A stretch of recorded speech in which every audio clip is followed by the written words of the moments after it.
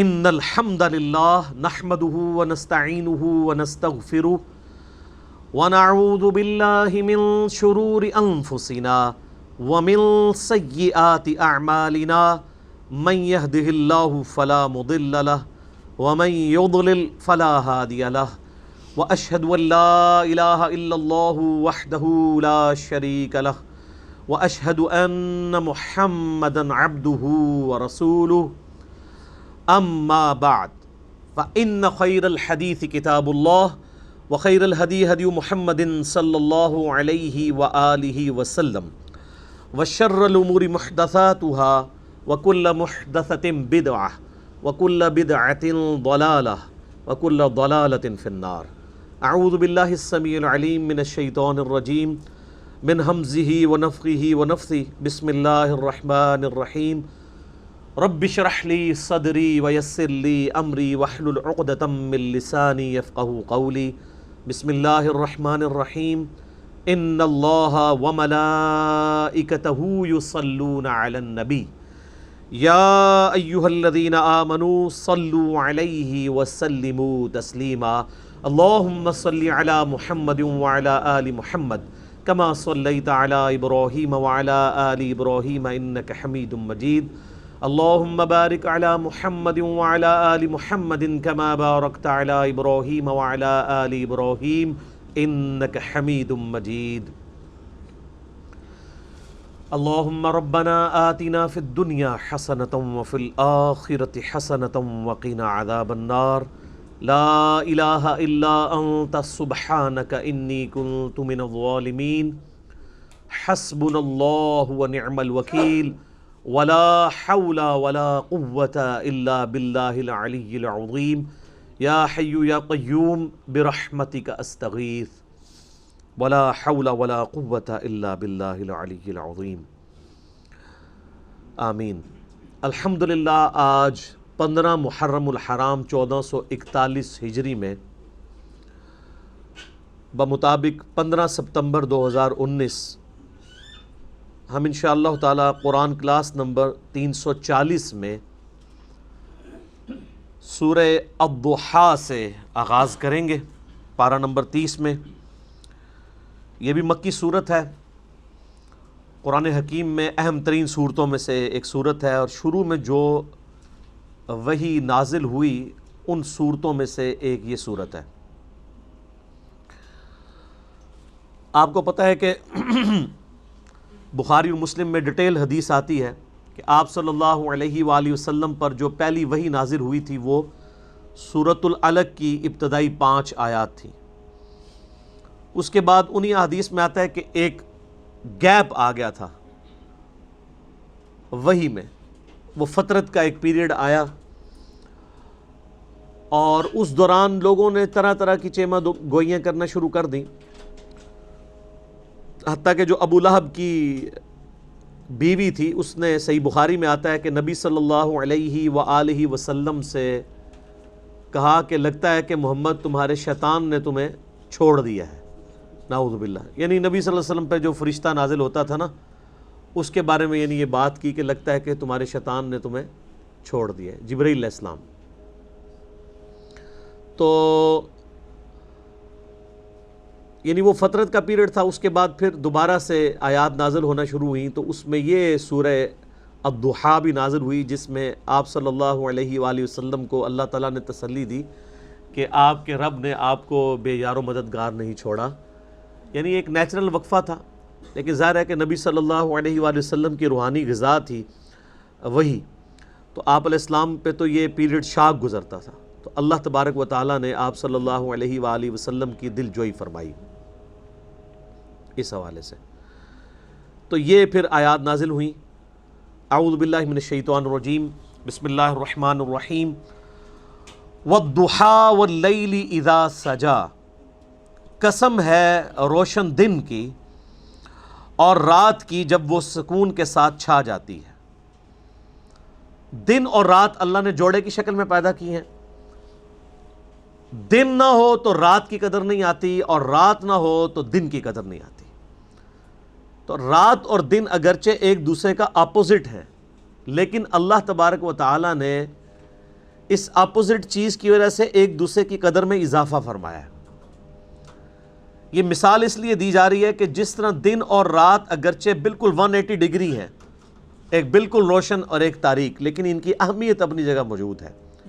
اسی طریقے سے اللہ تعالیٰ کی طرف سے وحی آنا اور وحی کا رکنا، اگرچہ یہ اپوزٹ چیزیں ہیں، لیکن یہ اپوزٹ چیزوں میں اللہ کی حکمت پوشیدہ ہے کہ جب یہ وقفہ آتا ہے تو پھر اللہ تبارک و تعالیٰ کی طرف سے جب نئی وحی نازل ہوگی تو پھر اس کی امپورٹنس میں، اس کی لذت میں اضافہ ہوگا۔ جس طرح کہ رات میں انسان جب آرام کرتا ہے تو اس کے بعد اگلے دن کے کاموں میں انسان کو خشوع خضوع اور آرام نصیب ہوتا ہے، اس طریقے سے یہ جو وحی کا فترت کا پیریڈ ہے، اس پیریڈ کو نیگیٹو نہ لیا جائے، بلکہ اس کے بعد جب نئی وحی نازل ہوگی تو پھر تمہاری روحانیت میں مزید اضافہ ہوگا۔ آپ صلی اللہ علیہ وآلہ وسلم کو بڑے محبت کے انداز میں اس میں تسلی دی جا رہی ہے۔ اچھا، یہ جو شروع کی آیات ہیں دونوں کہ قسم ہے روشن دن کی اور رات کی، جب وہ چھا جاتی ہے، بعض اوقات بعض مفسرین کی جانب سے اسے ایک محبت کا بھی رنگ دیا گیا کہ والضحیٰ سے مراد نبی صلی اللہ علیہ وآلہ وسلم کے چہرے کو لیا گیا، اور واللیل سے مراد آپ کی زلفوں کو لیا گیا، لیکن یہ سب کے سب جذباتی ڈاکٹرائن ہے۔ قرآن و سنت میں کہیں اس کا ذکر اس طریقے سے موجود نہیں ہے۔ اس طرح کی جو صوفیاء کی تفاسیر ہوتی ہیں، بس یہ سبحان اللہ اور واہ واہ کرنے کے لیے ہوتی ہیں، اس سے زیادہ ان کی کوئی اہمیت نہیں ہوتی۔ ما ودعک ربک وما قلی، نہ تو آپ کے رب نے آپ کو تنہا چھوڑا ہے اور نہ ہی آپ سے ناراض ہوا ہے۔ یعنی یہ جو وحی میں ڈیلے آیا ہے، اس میں قطعاً یہ میسج نہیں ہے کہ آپ کا رب آپ سے ناراض ہے، اور نہ یہ میسج ہے کہ آپ کو اللہ تعالیٰ نے بے یار و مددگار چھوڑ دیا، ایسا نہیں ہے۔ وَلَلْآخِرَةُ خَيْرٌ لَكَ مِنَ الْأُولَى، اے محبوب صلی اللہ علیہ وآلہ وسلم، آپ کا ہر آنے والا لمحہ گزرے ہوئے لمحے سے بہتر ہوگا۔ یعنی اب اگلی دفعہ جب وحی نازل ہوگی تو وہ آپ کے اوپر جو وقت آئے گا وہ پچھلی وحی کے نازل ہونے والے وقت سے بڑھ کر ہوگا۔ یہ تو تعویل خاص کے اعتبار سے، اور تعویل عام کے اعتبار سے اس میں کوئی شک ہی نہیں ہے کہ نبی علیہ السلام کا ہر آنے والا لمحہ گزرے ہوئے سے بہتر ہے۔ ایک تو اللہ تعالیٰ کی طرف سے جو اسپیشل پروٹوکول ہے درود شریف کا، اللہ اور اس کے فرشتے درود بھیجتے ہیں، ان اللہ و ملائکتہ یصلون علی النبی، صلاۃ بر محمد و آل محمد، اللہم صلی علی محمد و علی آل محمد۔ مسلسل اللہ کی طرف سے رحمتوں کا نزول ہے، ہر رحمت نبی علیہ السلام کے درجے کو بلند کر رہی ہے، پوری امت درود پڑھ رہی ہے آپ علیہ السلام پہ۔ آپ کی مبارک زندگی میں تو بمشکل 1 لاکھ کے قریب لوگ آپ کے فالوور تھے، آج ماشاءاللہ تعالیٰ 1.5 ارب کے قریب فالورز ہیں۔ آپ کو اللہ نے اتنی بڑی روحانی اولاد دی ہے، تو ہر آنے والا لمحہ گزرے ہوئے سے نبی علیہ السلام کے لیے بہتر ہے۔ دنیا میں آج کوئی لمحہ ایسا نہیں ہے جس لمحے میں اللہ تعالیٰ کے ساتھ نبی صلی اللہ علیہ وآلہ وسلم کو اس دنیا پہ، اس روئے ارض پہ یاد نہ کیا جا رہا ہو۔ جہاں کہیں بھی اذان ہو رہی ہے، اللہ کے نام کے ساتھ نبی صلی اللہ علیہ وآلہ وسلم کا نام ہے۔ یہ ان چیزوں سے ہٹ کے جو اللہ اور فرشتے درود بھیج رہے ہیں وہ تو الگ سے، اس دنیا میں بھی نبی صلی اللہ علیہ وآلہ وسلم کا نام روشن ہے۔ آج دنیا کا کوئی حصہ ایسا نہیں ہے جہاں آپ صلی اللہ علیہ وآلہ وسلم کو ایک بڑی انسانی پرسنالٹی کے طور پہ نہ مانا جاتا ہو، خواہ آپ صلی اللہ علیہ وآلہ وسلم پر ایمان لانے والے ہوں، خواہ آپ صلی اللہ علیہ وآلہ وسلم پر ایمان نہ لانے والے ہوں، آپ علیہ السلام کو ایک کامیاب پرسنالٹی کے طور پہ لوگ مانتے ہیں۔ آپ کی اس وقت کی زندگی دنیا میں گزاری ہوئی زندگی سے بہتر ہے، اپنی مبارک زندگی بھی، کیونکہ آپ اللہ کی جنتوں میں ہیں۔ پھر قیامت کے دن کی زندگی اس زندگی سے بہتر ہوگی، کیونکہ قیامت کے دن کے مہمان خصوصی ہیں۔ عَسَىٰ أَن يَبْعَثَكَ رَبُّكَ مَقَامًا مَحْمُودًا، جو سورہ بنی اسرائیل میں آیا کہ ایک وقت آئے گا اے نبی، ہم آپ صلی اللہ علیہ وآلہ وسلم کو ایسے مقام پر فائز کریں گے جہاں ہر شخص آپ کی حمد بیان کرے گا۔ مقام محمود، محمود کہتے ہیں جس کی حمد کی جائے، جس کی تعریف کی جائے۔ قیامت کے دن نبی صلی اللہ علیہ وآلہ وسلم مہمان خصوصی ہیں، ہر کوئی آپ کی تعریف کر رہا ہوگا۔ کیوں؟ شفاعت کا دروازہ آپ کے مبارک ہاتھوں پہ آپ کی دعا سے کھلے گا۔ اور وہ قیامت کے دن کا جو آپ کا پروٹوکول آپ کو ملے گا وہ آپ کی دنیا میں گزاری ہوئی زندگی، عالم برزخ میں گزاری ہوئی زندگی سے بھی بڑھ کر ہوگا، اور پھر اس سے بھی بڑھ کے جنت الفردوس میں، جو بخاری و مسلم میں حدیث ہے، نبی صلی اللہ علیہ وآلہ وسلم نے فرمایا کہ اللہ تعالیٰ نے جنت میں ایک اعلیٰ ترین مقام رکھا ہے اور اس کا نام بھی مقام محمود ہے۔ میں اللہ سے امید کرتا ہوں کہ وہ مقام مجھے ہی ملے گا، اور جو شخص میرے لیے اذان کے بعد اس مقام کی دعا کرے میری شفاعت اس کے لیے حلال ہو جائے گی۔ تو ہم وہ دعا کرتے ہیں نا جو صحیح بخاری میں آئی ہے، اللہم رب هذه الدعوة التامة والصلاة القائمة آت محمدا الوسیلة والفضیلة وابعثه مقاما محمودا الذي وعدته۔ اتنے الفاظ بخاری میں، انک لا تخلف المیعاد، سنن کبری البیہقی میں صحیح سند سے موجود ہے۔ بلکہ مسلم شریف میں الفاظ ہیں، جو بندہ اذان کا جواب دے، یعنی وہی کلمات ریپیٹ کرے، اس کے بعد درود شریف پڑھے، پھر الوسیلہ والی دعا مانگے، تو میری شفاعت اس کے لیے حلال ہو جائے گی۔ تو مقام محمود اگرچہ آپ علیہ السلام کو اللہ تعالیٰ نے دے دیا ہے، لیکن اس مقام کی دعا کرنے سے اللہ تعالیٰ خوش ہوتا ہے، اپنے نبی کا ذکر خیر کرنے سے۔ اللہ کے محبوب صلی اللہ علیہ وآلہ وسلم کو ہمارے درود شریف کی کوئی حاجت نہیں ہے، جن پہ اللہ درود پڑھ رہا ہے، اور اللہ کا درود ہمارے والا نہیں ہے۔ ہم تو خود اللہ کو کہہ رہے ہوتے ہیں اللہم صلی علی محمد و آل محمد، اے اللہ آپ رحمتیں بھیجیے۔ اللہ کا درود یہ ہے کہ اللہ تعالیٰ اپنے نبی پہ خود رحمت بھیج دیتا ہے اور ان کے درجات بلند کر دیتا ہے۔ اللہ نے تو کسی کو نہیں کہنا کہ بھیج، اللہ بھیجتا ہے خود۔ اللہ کا درود یہ ہے۔ ہمارا درود یہ ہے کہ ہم اللہ سے ریکویسٹ کرتے ہیں۔ صحیح مسلم میں حدیث ہے، جو ایک دفعہ درود شریف پڑھے اللہ تعالیٰ اس پہ 10 رحمتیں نازل فرمائے گا۔ اللہم صلی علی محمد و آل محمد۔ سن نسائی میں حدیث ہے کہ اللہ تعالیٰ اس پہ 10 رحمتیں نازل فرمائے گا، اس کے 10 درجات بلند کرے گا، اسے 10 نیکیاں عطا فرمائے گا، اس کے 10 گناہ معاف کر دے گا۔ اور جامعہ ترمذی میں حدیث ہے، قیامت والے دن سب سے میرے قریب وہ شخص ہوگا جس نے دنیا میں سب سے زیادہ مجھ پہ درود پڑھا ہوگا۔ اللہم صلی علی محمد و آل محمد۔ جامعہ ترمذی میں مولا علی علیہ السلام سے حدیث ہے کہ مولا علی کہتے ہیں کہ نبی صلی اللہ علیہ وآلہ وسلم سے میں نے خود سنا کہ کنجوس ہے وہ شخص، بخیل ہے وہ شخص جس کے سامنے میرا ذکر ہو اور مجھ پر درود نہ پڑے۔ اللہم صلی علی محمد و آل محمد۔ فضل الصلاۃ علی النبی کے اندر موجود ہے مسند احمد میں کہ جو لوگ دنیا میں کسی مجلس میں شریک ہوں اور بغیر اللہ کا ذکر کیے اور درود شریف پڑھے اٹھ جائیں، ایسے لوگ جنت میں بھی داخل ہو جائیں تو وہاں پہ بھی انہیں حسرت ہوگی کہ ہم نے وہ لمحہ بغیر ذکر و درود کے کیوں گزارا، جب وہ اس کا اجر دیکھیں گے۔ اللہم صلی علی محمد و آل محمد۔ تو درود شریف کے تو بے شمار فضائل ہیں۔ میں نے 2 گھنٹے صرف درود شریف کے فضائل اور فقہی احکام و مسائل پہ مسئلہ نمبر 56 ریکارڈ کروایا، جسے شوق ہو تو وہ دیکھے۔ تو وَلَلْآخِرَةُ خَيْرٌ لَكَ مِنَ الْأُولَىٰ، اے نبی آپ کا ہر آنے والا لمحہ گزرے ہوئے لمحے سے بہتر ہوگا۔ وَلَسَوْفَ يُعْطِيكَ رَبُّكَ فَتَرْضَىٰ، اور عنقریب ایسا وقت آئے گا کہ آپ کا رب آپ کو اتنا دے گا کہ آپ اپنے رب سے راضی ہو جائیں گے۔ اللہ اکبر۔ سر ہم اس ٹینشن میں زندگی گزارتے ہیں کہ ہمارا رب ہم سے راضی ہو، اور رب کیا فرما رہا ہے؟ اے نبی ہم آپ کو اتنا دیں گے کہ آپ اپنے رب سے راضی ہو جائیں گے۔ بالکل 180 ڈگری ہے سر، پوائنٹ ٹو بی نوٹڈ۔ ہم کہتے ہیں کہ ہمارا رب ہم سے راضی ہو، اور اللہ کیا فرما رہا ہے؟ اے نبی ہم آپ کو اتنا دیں گے کہ آپ اپنے رب سے راضی ہو جائیں گے۔ یہ بہت بڑی شان ہے۔ اسی کانٹیکسٹ میں ایک صحیح مسلم میں حدیث ہے بڑی رکت انگیز۔ نبی صلی اللہ علیہ وآلہ وسلم ایک دن امت کے غم میں اتنا روئے کہ اللہ تعالیٰ نے حضرت جبرائیل کو بھیج دیا کہ پوچھو، حالانکہ اللہ کو تو پتہ ہے۔ تو جبرائیل علیہ السلام نے کہا کہ اللہ نے مجھے بھیجا ہے، آپ پر سلام بھیجتا ہے اللہ، اور پوچھتا ہے کہ آپ کے رونے اور گریہ کرنے کی وجہ کیا ہے۔ تو آپ علیہ السلام نے کہا کہ میری امت۔ پھر آپ علیہ السلام نے سورہ ابراہیم کی آیات تلاوت کی کہ حضرت ابراہیم نے کہا تھا، اے اللہ جو نیکوکار بندے ہیں وہ میرے ہیں، اور بروں کو تیرے کھاتے میں ڈال دیا کہ تو جانے اور ان کا معاملہ۔ اچھا، پھر نبی صلی اللہ علیہ وسلم نے سورۃ المائدہ کی تلاوت کی کہ قیامت الدین عیسیٰ علیہ السلام کہیں گے کہ اللہ جب تک میں ان میں موجود رہا ان پر گواہ تھا، اگر میرے بعد انہوں نے شرک کیا تو یہ تو جانے اور تیرا کام۔ جبکہ اے اللہ میں یہ نہیں کہتا، میں تو کہتا ہوں میری امت۔ یعنی حضرت ابراہیم بھی اپنی نافرمان امت سے اعلان برات کر رہے ہیں، حضرت عیسیٰ علیہ السلام بھی، اور نبی علیہ السلام کہہ رہے ہیں کہ میں تو اپنی امت کی فکر میں ہوں۔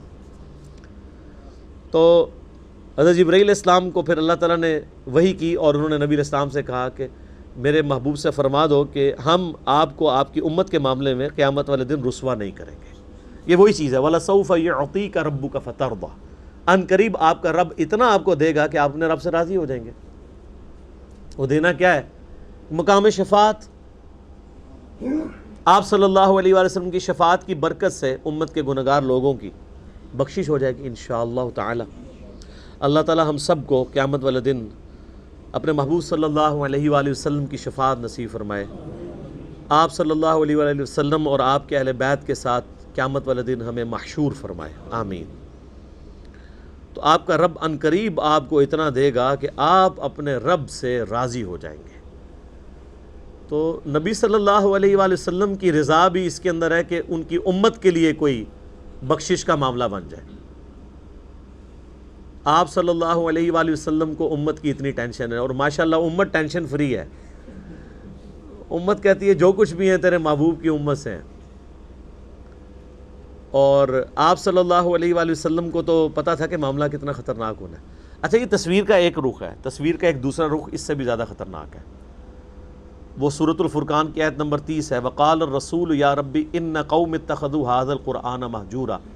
قیامت والے دن نبی صلی اللہ علیہ وآلہ وسلم شکایت کریں گے کہ اے اللہ میری امت نے قرآن کو پیٹھ کے پیچھے ڈال دیا تھا۔ نبی علیہ السلام نے اپنی امت کی شکایت بھی لگانی ہے جنہوں نے قرآن کو چھوڑ دیا، قرآن کی تعلیمات سے روگردانی کر دی۔ اسی لیے آپ دیکھیں کہ نبی علیہ السلام نے حجۃ الوداع کے موقع پر بھی فرمایا قرآن اور سنت، غدیر خم پہ فرمایا قرآن اور اہل بیت۔ قرآن کو آپ نے کہیں نہیں چھوڑا، اور فرمایا قرآن میں ہدایت ہے، نور ہے، یہ اللہ کی رسی ہے، اسے پکڑو، جو اسے پکڑے گا وہ ہدایت پہ ہوگا، جو چھوڑ دے گا وہ گمراہ ہو جائے گا۔ تو آپ علیہ السلام کو اللہ تعالیٰ ہمارے ہم قیامت والے دن اتنا دیں گے کہ آپ اپنے رب سے راضی ہو جائیں گے۔ یہ ویسے گارنٹی آپ علیہ السلام کے لیے تھی۔ یہاں پہ لوگ کہتے ہیں نہیں فلاں بزرگ کے آپ مرید ہو جائیں، انہوں نے تو وعدہ کیا کہ میں اس وقت تک جنت میں نہیں جاؤں گا جب تک اپنے ماننے والوں کو نہ لے جاؤں۔ تو یہ تو گارنٹی صرف ایک شخص کے لیے ہے کہ جس کے ہاتھ پہ شفاعت کا دروازہ کھلنا ہے، جس کو اللہ نے راضی کرنا ہے۔ آپ کے بزرگ بابوں کو راضی کرنے کی کوئی اللہ نے گارنٹی نہیں لی ہوئی ہے، وہ تو اپنی بھی مغفرت کروا لیں تو بڑی بات ہے۔ اللہ پہ کسی کی کوئی دھونس نہیں ہے۔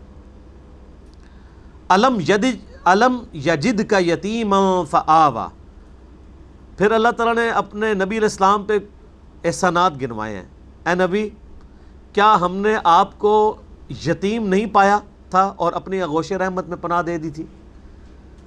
یعنی آپ صلی اللہ علیہ وآلہ وسلم کو اللہ نے یتیم پیدا کیا، یعنی سب سے بڑا سہارا انسان کے اوپر باپ ہوتا ہے، وہ نہیں تھا۔ 6 سال کی عمر میں والدہ بھی فوت ہو گئی، پھر دادا نے کچھ عرصہ پرورش کی، وہ بھی فوت ہو گئے، پھر میجارٹی پورشن جو ہے وہ ابو طالب نے کی۔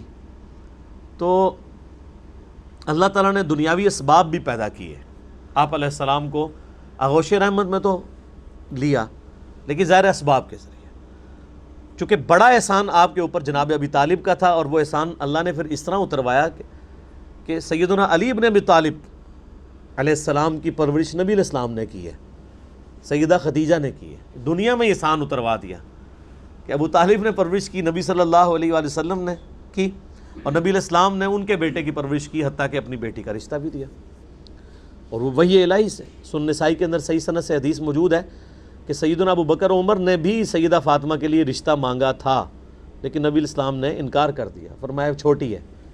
جب مولا علی نے مانگا تو پھر دے دیا۔ یہ اللہ تعالیٰ کے ہاں یہ چیز طے تھی کہ آل محمد جو ہے وہ اولاد علی ہوگی علیہ السلام۔ تو آپ علیہ السلام کو اللہ نے یتیم پایا اور آپ کے لیے اسباب پیدا کر دیے۔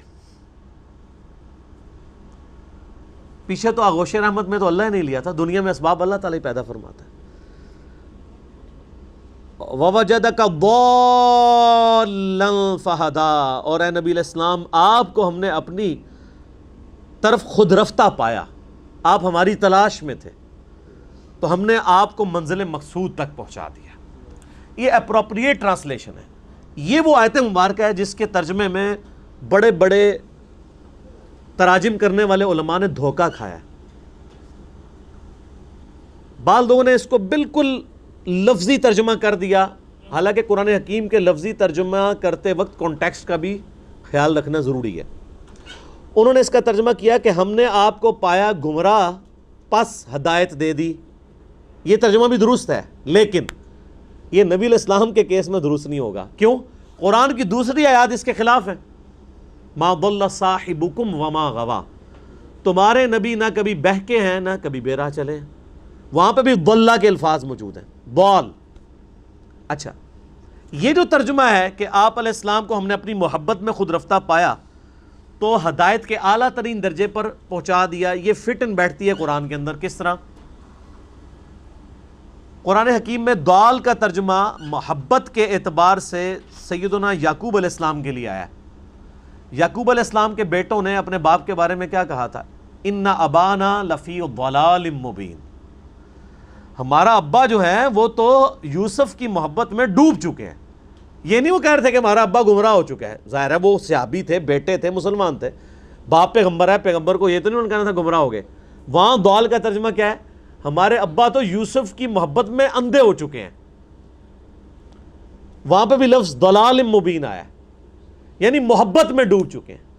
تو یہ ترجمہ یہاں اپروپریٹ ہوگا، ہم نے پایا آپ کو اپنی محبت میں ڈوبا ہوا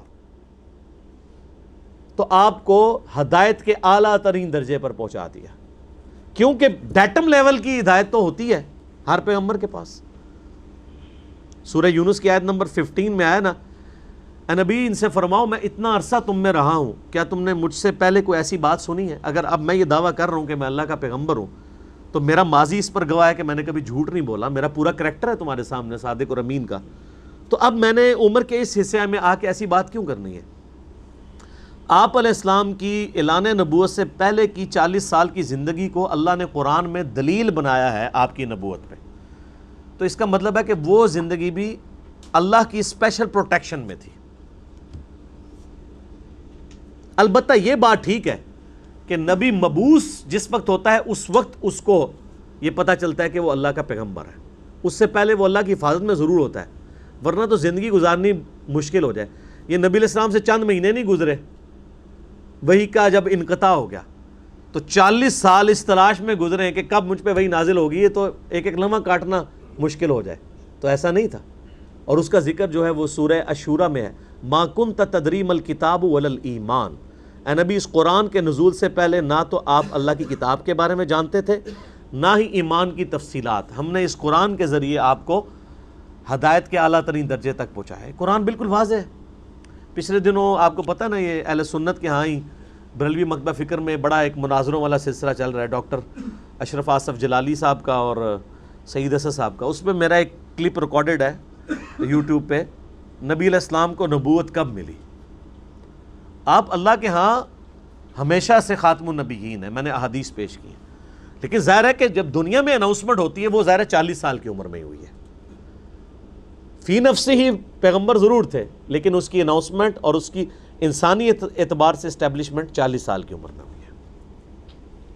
اگر یہ بات نہیں مانیں گے پھر ختم نبوت والا مسئلہ خراب ہو جائے گا۔ ختم نبوت کا تو مطلب یہ آخری نبی، اگر آپ علیہ السلام پہلے سے ہی نبی ہیں تو پھر آخری نبی تو نہ ہوئے۔ آخری نبی وہی ہے جس کو نبوت کا تاج اینڈ پہ پہنایا گیا۔ ہاں اللہ کے علم میں ہمیشہ سے ہے کہ کس نے پہلا پیغمبر ہونا ہے، کس نے دوسرا، کس نے تیسرا، کس نے اینڈ والا۔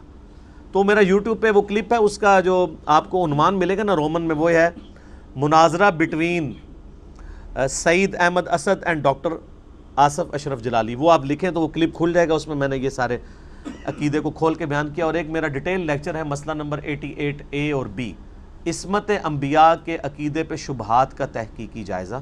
اس میں نے بتایا کہ عصمت انبیاء کا جو عقیدہ سنی اور شیعہ دونوں کے ہاں رائج ہے، یہ عقیدہ قرآن و سنت کے بالکل منافی ہے۔ عصمت انبیاء قطعاً یہ نہیں ہے جو یہ پیش کرتے ہیں۔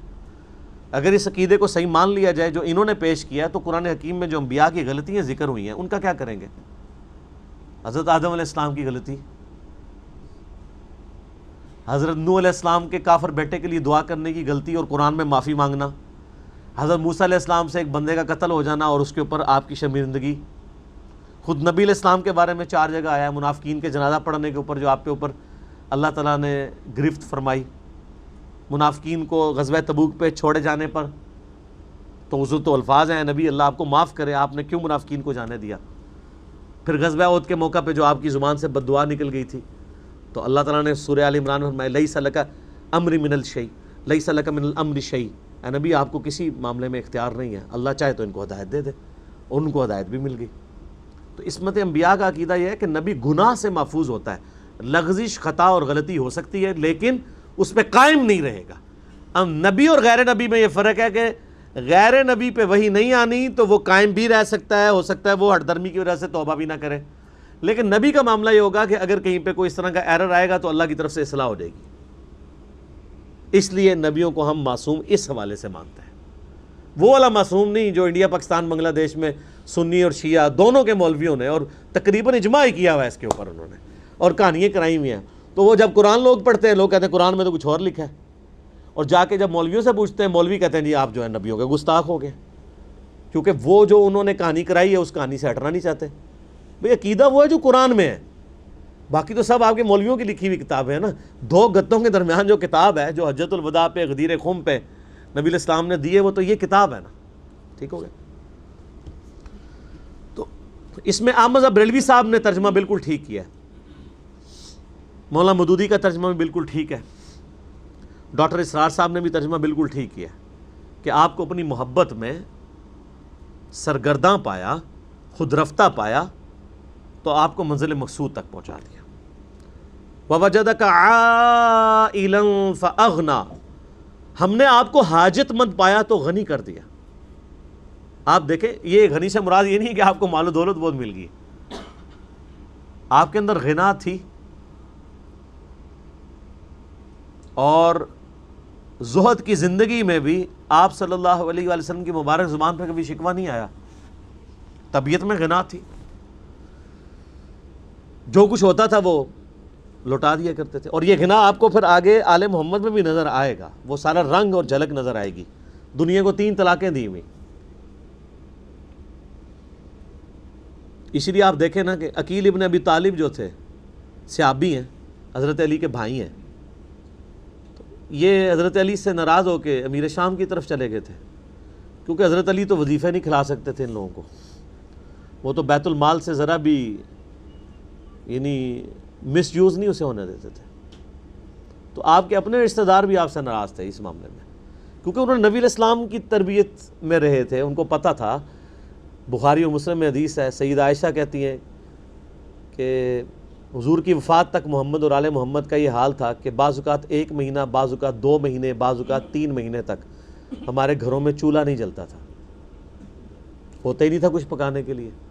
2 کالی چیزوں پہ، کھجور اور پانی کے اوپر گزارا ہوتا تھا۔ کھجوریں بھی یہ نہ سمجھیے گا کہ کوئی ٹوکروں کے ٹوکرے تھے کھجوروں کے، 2 کھجوریں صبح 2 شام کے وقت، 1 میٹھا پانی کا پیالہ صبح اور 1 شام کے وقت، کیونکہ وہاں پہ تو میٹھا پانی بھی ایشو تھا نا، کیونکہ ریگستان میں تو پانی بھی آپ کو پتہ ہے کئی کلومیٹر سے بھاڑ کے لانا پڑتا تھا۔ یہ تو ہم جناب 25 فٹ کے اوپر جیلوں میں واٹر ٹیبل ہے، 30 فٹ پہ آپ پانی نکال دیتے ہیں۔ آج بھی ہمارے جو ریگستانی علاقے ہیں آپ چلے جائیں وہاں پہ کیا صورتحال ہے، آج بھی عورتیں 10-10 12-12 کلومیٹر روزانہ پیدل چل کے مٹکوں میں پانی لے کے آتی ہیں، اور پانی بھی کوئی صاف ستھرا نہیں ہوتا، گدلے ہی ہوتا ہے۔ یہ جو بیلٹ ہے یہ تو آپ سمجھیں کہ آپ یورپ میں رہ رہے ہیں، جو لاہور سے لے کے پنڈی تک ہے، یہ تو جنت کا ٹکڑا ہے پاکستان میں جہاں ساری چیزیں اویلیبل ہیں۔ باقی آپ ذرا جنوبی پنجاب کی طرف نکل جائیں تو دیکھیں لوگوں کی کیا صورتحال ہے، سندھ میں چلے جائیں اس سے بری صورتحال ہے۔ تو آپ کو ہم نے حاجت مند پایا تو غنی کر دیا، ایسا غنی کیا ہے کہ درویشی کی زندگی ہے لیکن آپ دیکھ لیں کہ طبیعت میں غنا ہے۔ بخاری و مسلم میں حدیث ہے، نبی علیہ السلام نے اپنی بیویوں سے 1 مہینے کے لیے ناراضگی کر لی تھی، اسے ایلا کہتے ہیں۔ گھر کی چھت پہ چلے گئے، سیدنا عمر ملنے کے لیے گئے، بڑی لمبی حدیث ہے۔ تو سیدنا عمر کہتے ہیں میں نے حضور علیہ السلام کو اس حال میں دیکھا کہ آپ کے جسم مبارک پہ چٹائی کے نشانات تھے، یعنی صرف تہمت باندھی ہوئی تھی، اوپر چادر بھی نہیں تھی، اور گھر کے کونے میں ایک چھوٹا سا مشکیزہ لٹک رہا تھا، بس یہ ٹوٹل آپ کی یعنی گھر کے اندر ایسٹس تھے۔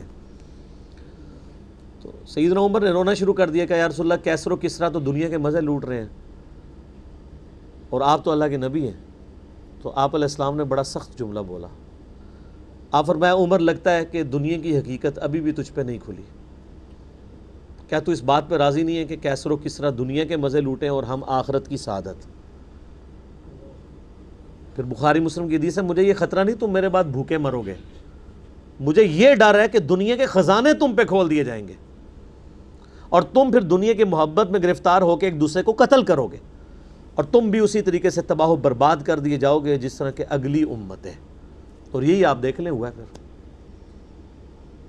یعنی مسلمان جب تک غریب تھے کوئی آزمائش نہیں تھی، جب رومن اور پرشین امپائر کے خزانے ان کے پاس آئے تو پھر ظاہر لائف سٹائل ہی بدل گیا، تو معاملات بگڑنا شروع ہو گئے. تو ایسا اللہ نے غنی کیا کہ آپ کی امت کو بھی بھوکا نہیں مرنے دیا. فَأَمَّا الْيَتِيمَ فَلَا تَقْهَرْ. تو اب اللہ تعالیٰ اپنے نبی علیہ السلام سے فرما رہے ہیں ہم نے دیکھیں آپ کے ساتھ کیا کیا کیا. ہم نے آپ کو یتیم پایا تو آپ کو اپنی آغوش رحمت میں لیا، آپ کو اپنی محبت میں خود رفتہ پایا، ہدایت کی اعلیٰ ترین منزل تک پہنچا دیا. آپ کو ہم نے جو ہے وہ حاجت مند پایا تو غنی کر دیا. تو آپ نے بھی اب یہی کرنا ہے. فَأَمَّا الْيَتِيمَ فَلَا تَقْهَرْ. اب آپ کے پاس بھی اگر کوئی یتیم آئے آپ نے اس کو جھڑکنا نہیں ہے، آپ نے بھی اس کے ساتھ حسن سلوک کرنا ہے. آپ کے رب نے بھی تو آپ کو یتیم پا کے آپ کے ساتھ حسن سلوک کیا ہے. وَأَمَّا السَّائِلَ فَلَا تَنْهَرْ. اور آپ کے پاس اگر کوئی مانگنے کے لیے آ جائے آپ نے اس کو نہیں جھڑکنا.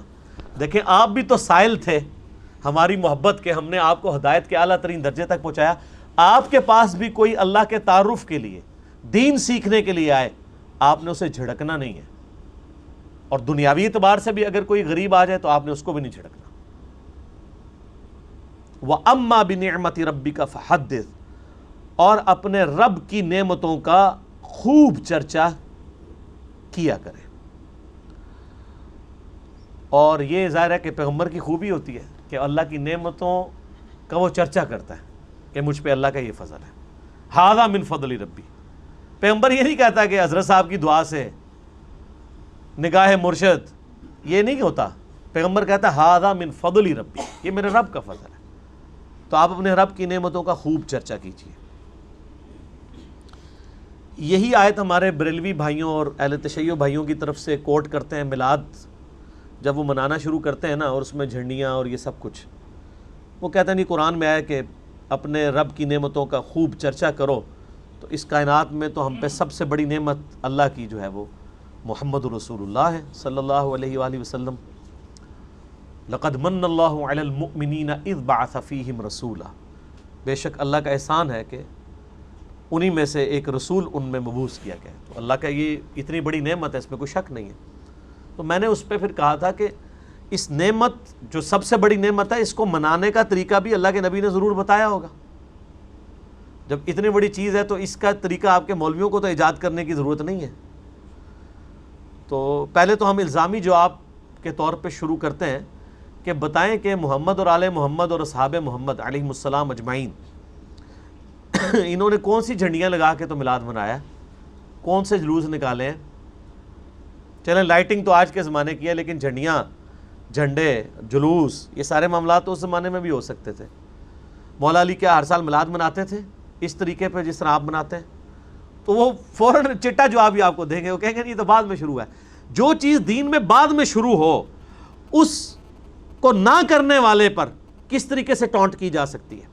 ویسے بڑے یہ یعنی چلاکی کریں گے. وہ کہیں گے نہیں جی اگر کوئی نہیں مناتا ہم کچھ نہیں کہتے، ہمیں نہ آپ چھیڑیں. بھئی آپ تو ہمیں آئے دن شعر سناتے ہیں، نثار تیری چہل پہل کے ہزاروں عیدیں ہیں ربیع الاول سوائے ابلیس کے جہاں میں سبھی تو خوشیاں منا رہے ہیں. آپ ہمیں ابلیس کی کیٹیگری میں بھی کھڑا کرتے ہیں اور پھر کہتے ہیں نہیں میلاد کو منا لیں. یعنی ایک غریب تو بدتمیز، کم آپ نہ کر رہے ہو اور جو نہیں کر رہے ان کے اوپر ٹاٹ کر رہے ہیں. تو یہ خبیث آپ پتہ ہے کس کس کو کہہ رہے ہیں، یہ ابلیس آپ کس کس کو کہہ رہے ہیں. یہ تو صحابہ اور اہل بیت میں بھی بات چلی جائے گی. یہ خود مانتے ہیں کہ 8ویں صدی ہجری میں حضور علیہ السلام کی وفات کے 800 سال کے بعد یہ مروجہ جو یہ سلسلہ ہے میلاد منانے کا شروع ہے. پہلے 800 سالوں میں تو یہ نہیں ہوتا تھا. مولا علی 5 سال خلیفہ رہے ہیں نا، تو بتائیں 5 میلاد کے جلوسوں کو تو انہوں نے لیڈ کیا ہوگا نا کوفے کے اندر. تو یہ آپ سوال کریں تو آگے ان کی شکلیں دیکھ لیں، ان کے مولویوں کی، ذاکرین کی، تو ان کی شکل دیکھ کے آپ کو جواب مل جائے گا جب یہ آپ سوال کریں گے کہ بتائیں وہ کوفے میں جو محفل میلاد تھی وہ معنی خصوصی کون تھا، نعت کنہیں پڑھی سی تو منقبت کنہیں پڑھی سی. منہ اڈ کے بہ جان گے، تو جب منہ اڈن دے پتہ لگ جائے گا انہوں. تو اس طرح کی آپ ایکٹیویٹیز، میں ایکٹیویٹیز کے خلاف نہیں ہوں، میں کہتا ہوں کہ میلاد میں محرم میں پروگرام کریں، ہم خود بھی یہاں پہ مجالس بھی کرتے ہیں، محفل میلاد بھی کرتے ہیں، لیکن جو نہیں کر رہا، جلسے جلوسوں میں جلوسوں میں شامل نہیں ہوتا ہوں، جو نہیں شامل ہو رہا اس کے اوپر تو آپ گستاخ رسول کا فتویٰ نہ لگائیں. یہ جب آپ کام کرتے ہیں نا، جب آپ دوسروں کو ان کے ایمان کا فیصلہ کرنا شروع کرتے ہیں، ان کی محبت اہل بیت کا فیصلہ شروع کرتے ہیں، ان کی محبت رسول کے آپ سرٹیفکیٹ جب فتوے جاری کرنا شروع کرتے ہیں، تو سر پھر جب آپ یہ کریں گے تو پھر آپ بھی تیار رہیں کہ ہم بھی پھر آپ سے اسی طرح کے سوال کریں گے کہ آپ کہیں گے ہے کہ پوچھ لیا، پھر ہی کرتے رہو گے. تو میلاد شریف کا مہینہ 1-1.5 مہینے بعد آنے والا ہے. میں نے میلاد کے اوپر ڈیٹیل پچھلی دفعہ مجلس نمبر 34 ریکارڈ کروا دی تھی، گرین پگڑی میں کروائی تھی. تو اس طرح کی یعنی جتنی بھی دلائل یہ پیش کرتے ہیں، میں نے سب کے سب اس میں کور کیے تھے، اس کے کلپ لاکھوں لوگوں نے دیکھے. بلکہ میں یہ تحدیث نعمت کے طور پہ فَأَمَّا بِنِعْمَةِ رَبِّكَ فَحَدِّثْ، اچھا یہ جو ہم لفظ اکثر بولتے ہیں تحدیث نعمت، یہ اسی سے نکلا ہے. تحدیث نعمت، اللہ کی نعمت کو خوشی سے اظہار کرنا، یہی لفظ ہے، تحدیث یہیں سے نکلا ہے. فَأَمَّا بِنِعْمَةِ رَبِّكَ فَحَدِّثْ، تکبر کے طور پہ نہیں، اللہ کی نعمت کے چرچے کے طور پر بیان کرنا. یہ قرآن میں حکم ہے، آپ کر سکتے ہیں کہ اللہ کی بڑی مہربانی ہے یہ ہوا ہے. تو اللہ کی بڑی مہربانی ہے کہ اس وقت پاکستان میں 10 کروڑ سے زیادہ بریلوی ہیں، انڈیا میں بھی اتنے ہوں گے، سب سے زیادہ بریلوی ہیں نا، ان کے علماء بھی لاکھوں میں ہیں. ان سارے مولویوں کی ویورشپ کلپس میں جمع کریں نا تو میری اکیلے کی ان سے زیادہ ہے میلاد کے موضوع پہ. بات ہوئی نا سر. ادھر آپ محرم پہ بھی آ جائیں، آپ شیعہ کے سارے علماء کے کلپس جمع کریں انڈیا پاکستان میں، ان کی ویورشپ جمع کریں، میری کلپس کی ویورشپ ان سب کی ملا کے اس سے بھی زیادہ ہے. تو پھر امت کیا کر رہی ہے آج کل؟ امت جھومی ہوئی ہے، اور وہ جھوم جھوم کے کہہ رہی ہے کہ نہ میں وابی، نہ میں بابی، میں ہوں مسلم، علمی کتابیں. آپ ان چیزوں سے باہر نکلیں، سنی شیعہ کی تفریق سے بالاتر ہو کر آپ کتاب و سنت کے دلائل کو دیکھیں. وَأَمَّا بِنِعْمَةِ رَبِّكَ فَحَدِّثْ، اے نبی آپ اپنے رب کی نعمتوں کا خوب چرچا کریں. اس کا ایک طریقہ صحیح مسلم میں ہے. آپ علیہ السلام سوموار کا روزہ رکھتے تھے، پوچھا گیا آپ پیر کا روزہ کیوں رکھتے ہیں؟ فرمایا فیہ ولدت وفیہ انزل علیہ، اس دن میری پیدائش ہوئی اور اس دن مجھ پہ قرآن کی وحی پہلی دفعہ نازل ہوئی، تو میں اس کے خوشی کے اظہار کے لیے، یعنی جشن قرآن اور جشن مصطفیٰ صلی اللہ علیہ وآلہ وسلم آپ علیہ السلام سال بعد نہیں مناتے تھے، ہر ہفتے مناتے تھے، اور پیر کا روزہ رکھ کے. اب رہا یہ جو امت نے جو چیز ایکسیپٹ کی ہے اجماع کے طور پہ، وہ بھی بالکل ٹھیک ہے.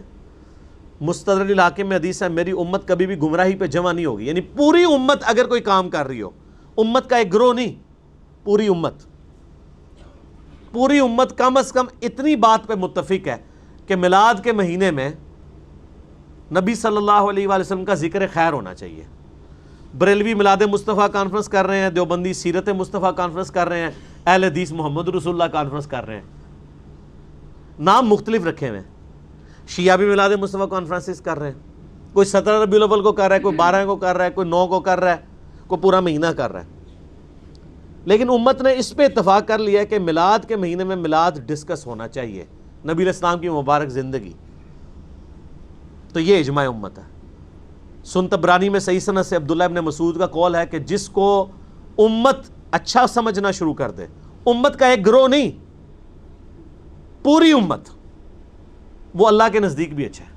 اب پوری امت اس پہ قائل نہیں ہے کہ آپ میلاد کے موقع پہ ڈول ڈمکے کریں اور مکے مدینے کے ماڈل بنا کے ان کے سامنے دعائیں کریں، عورتوں مردوں کا اختلاط ہو.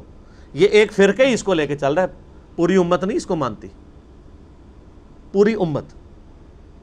اسی طریقے سے محرم کے مہینے میں پوری امت اس پہ متفق ہے کہ محرم کے مہینے میں اہل بیت کا ذکر ہونا چاہیے. تو جو لوگ قائل نہیں تھے وہ بھی اب دیکھا دیکھی شروع ہو گئے ہیں، چاہے وہ فضائل معاویہ ہی بیان کرتے ہیں محرم میں. چلو شروع تو ہوئے ہیں نا، کسی بہانے سے شروع تو کریں نا. فضائل معاویہ شروع کریں تو لوگ پھر ہمارے ویڈیوز تک پہنچ جائیں گے، ان کو فضائل معاویہ پتہ چل جائیں گے. ٹھیک ہے، کسی بہانے دراڑ تو ہوئی ہے نا. تو ڈرل ہوا ہے تو لوگ سچائی تک خود بخود پہنچ جائیں گے. ہماری ویڈیوز تک تو اکثر لوگ وہی پہنچتے ہیں جو پہلے لوگ ان کو مخالفت کے طور پہ شیئر کروا رہے ہوتے ہیں کہ یہ جناب یہ کیا ہو گیا. یار ایک ٹاپک الگ ہے, اس پہ تو گھنٹوں بولا جا سکتا ہے. بل اس آیت کے یہ متقاضی تھی کہ میں اس ٹاپک کو اس کے ساتھ ایڈریس کرتا کہ اس آیت کی امپورٹنس اس اعتبار سے کتنی ہے. اگلی صورت جو ہے وہ اسی صورت کا جوڑا ہے, سورہ علم نشرح.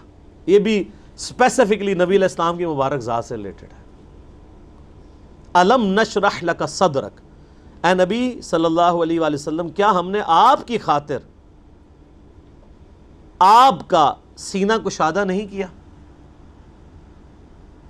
ایک تو ویسے ظاہری معنی بھی درست ہے کہ آپ علیہ السلام کا شق و صدر والا واقعہ بھی 2 دفعہ ہوا ہے, ایک دفعہ بچپن میں اور ایک دفعہ معراج کے موقع پر. صحیح بخاری اور مسلم میں آتا ہے آپ علیہ السلام کا سینہ چاک کیا گیا, دل نکالا گیا اور دل میں سے خون کا ایک لوتھڑا حضرت جبرائیل نے ریموو کیا. ایک سونے کا تشت جنت سے لے کے آئے تھے جس میں زمزم تھا. آپ زمزم کی امپورٹنس دیکھیں کہ برتن سونے کا جنت سے آیا ہے لیکن پانی جس میں حضور کا دل دھویا گیا ہے وہ زمزم ہی ہے. پوائنٹ ٹو بی نوٹڈ, جنت سے پانی نہیں آیا, یہ زمزم کا پانی. پھر آپ علیہ السلام کا سینہ مبارک سی دیا گیا اور صحابہ کہتے ہیں ہم نے سلائی کے نشان آپ کے جسم پہ دیکھے ہیں. ایک تو وہ سینہ کھولنا ہے اور ایک اس کا معنی وہ ہے جو لٹریچر کی لینگویج میں لیا جاتا ہے. کہتے ہیں نا کہ جی میرا سینہ اللہ نے کھول دیا ہے, جیسے قرآن حکیم میں بھی آتا ہے کہ اللہ تعالیٰ جس کے ساتھ بھلائی کا ارادہ فرماتا ہے اس کا سینہ اسلام کے لیے کھول دیتا ہے. یعنی اس کو شرح صدر کہہ, یہ شرح صدر کی جو ٹرم ہے وہ یہیں سے نکلی ہوئی ہے نا, شرح صدر, کھلنا سینے کا, یعنی بات سمجھ آ جانی. یہی حضرت موسیٰ علیہ السلام کی دعا جو ہے رب اشرح لی صدری, اے اللہ میرا سینہ کھول دے, ویسر لی امری, میرے معاملات کو میرے کاموں کو میرے لیے آسان کر دے, واحلل عقدۃ من لسانی, میری زبان کی لکنت کھول دے, یفقہوا قولی, تاکہ لوگ میری بات سمجھیں.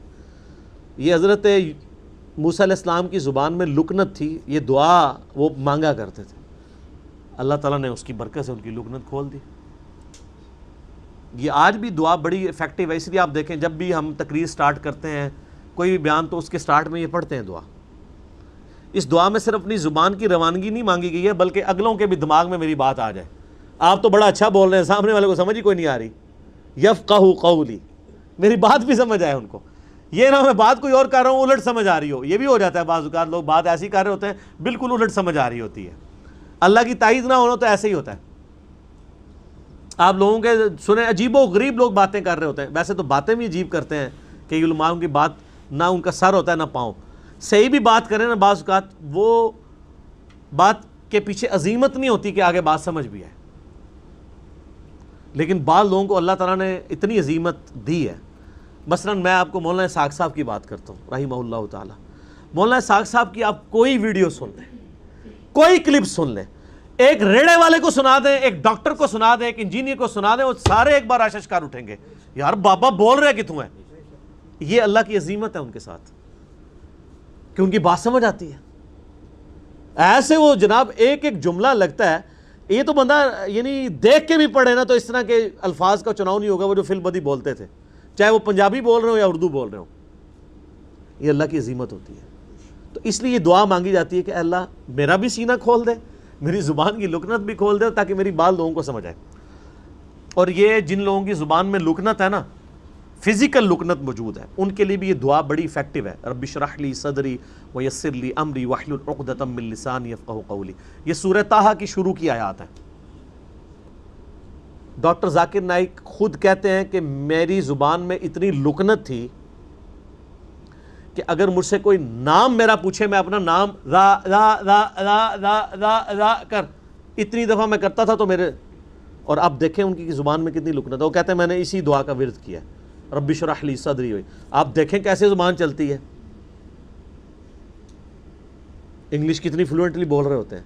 اللہ کہتے ہیں میں تو نام بھی اپنا نہیں بتا پاتا تھا. تو یہ دعا کی برکت ہے. تو نبی علیہ السلام کے لیے بھی آیا کہ ہم نے آپ کا سینہ نہیں کھول دیا. وَوَضَعْنَا عَنْكَ وِزْرَكَ, اور ہم نے آپ سے بھاری بوجھ اتار دیا. الَّذِي أَنْقَضَ ظَهْرَكَ, وہ بوجھ جس نے آپ کی پیٹھ کو بوجھل کر رکھا تھا۔ وہ بوجھ کون سا ہے؟ دعوت و تبلیغ کا۔ بڑی ٹینشن آپ نے لی کہ ظاہر ہے کہ میرے ذمے پہ بڑی ذمہ داری ہے میرے کندھوں پر، جو بخاری مسلم میں حدیث ہے، آپ علیہ السلام پہ پہلی وحی نازل ہوئی، سیدہ ختیجہ سلام اللہ علیہا کے پاس آئے اور کہا مجھے جو ہے وہ کمبل اڑا دو، اور کب کبھی طاری ہوگی کہ اتنی بڑی ذمہ داری ہے میرے اوپر۔ تو حضرت ختیجہ نے کیا کہا کہ اللہ تعالیٰ کبھی آپ کو بے یار و مددگار نہیں چھوڑے گا، آپ مہمان نوازی کرتے ہیں، غریبوں کے کام آتے ہیں، حاجت مندوں کی حاجت پوری کرتے ہیں، تو اللہ بھی آپ کی حاجت پوری کرے گا۔ اور وہ سارا کچھ آ گیا، دیکھ لیں، اللہ نے فرمایا الم یجدک یتیما فآویٰ ووجدک ضالا فہدیٰ ووجدک عائلا فاغنیٰ، یہ سب کچھ اللہ نے پھر کیا نا۔ تو پھر اللہ تعالیٰ نے آپ کو مخلص ساتھی دیے جنہوں نے آپ کے ساتھ ہر مشکل وقت میں کھڑا ہوئے ہیں۔ ظاہر ہے بوجھ اسی وقت ہلکا ہوتا ہے نا جب آپ کے ہاتھ بٹانے والے لوگ ہو جائیں۔ سب سے پہلے آپ کو گھر سے سپورٹ مل گئی جناب ابی طالب کی، اور آپ کے دوسرے جو چچا تھے حمزہ ابن عبد المطلب کی، چچا عباس کی، اگرچہ یہ لوگ اس وقت مسلمان نہیں تھے، بعد میں مسلمان ہوئے، لیکن سپورٹ تھی۔ اور مولا علی کی سپورٹ، اس وقت تو خیر سیدنا علی چھوٹے تھے، لیکن بعد میں ظاہر ہے کہ وہ بھی ایک سپورٹ اس حوالے سے تھی۔ پھر آپ کے قریبی ساتھیوں میں سے حضرت ابوبکر صدیق رضی اللہ تعالیٰ عنہ، ان کی سپورٹ تھی، عبد الرحمن بن عوف، سعد بن ابی وقاص، یہ سب وہ لوگ تھے جو چھوٹی عمر میں نبی علیہ السلام کے ساتھ اٹیچ ہو گئے۔ بڑی عمر کے تو کم لوگ ہی تھے ان میں، چھوٹی عمر سے مراد میں کہہ رہا ہوں 20 سے 30 سال کے درمیان، بڑی عمر کے لوگ تو تھوڑے تھے۔ لیکن ظاہر ہے کہ اب اوائل اسلام میں نبی علیہ السلام کا ساتھ انہوں نے دیا ہے۔ عبد الرحمن بن عوف، سعد بن ابی وقاص، عبداللہ بن مسعود، عمار بن یاسر، یہ لوگ ایک میچور ایج کے لوگ تھے۔ سیدنا علی تو بعد میں میدان عمل میں آیا نا، اس حوالے سے کہ حضرت علی کی عمر تو 8 سال تھی اس وقت جب آپ علیہ السلام نے اعلان نبوت کیا۔ تو 8 سال کا بچہ کتنا ہوتا ہے؟ ہاں، تا وقت کے 14-15 سال، عرب میں 14-15 سال میں ایک جوان مرد بن جاتا تھا۔ لیکن وہ شروع کے 5-6 سال آپ کے پیچھے پشت پناہ کون لوگ تھے؟ آپ کے چچا تھے، آپ کے قریبی رشتہ دار تھے، بنو ہاشم تھے، اور یہ وہ لوگ تھے جو نبی علیہ السلام کا ساتھ دیتے تھے۔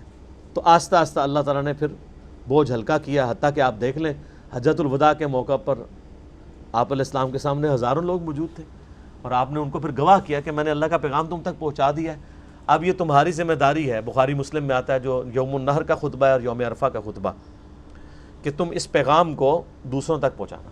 سب نے تصدیق کی کہ آپ نے پیغام پہنچایا۔ تو پھر نبی علیہ السلام نے 3 دفعہ یوں آسمان کی طرف انگلی اٹھا کے کہا اللہم اشہد اللہم اشہد اللہم اشہد، اے اللہ گواہ رہنا گواہ رہنا گواہ رہنا کہ میں نے اپنے کندھوں پہ جو بوجھ تھا وہ اپنی امت کو ٹرانسفر کر دیا۔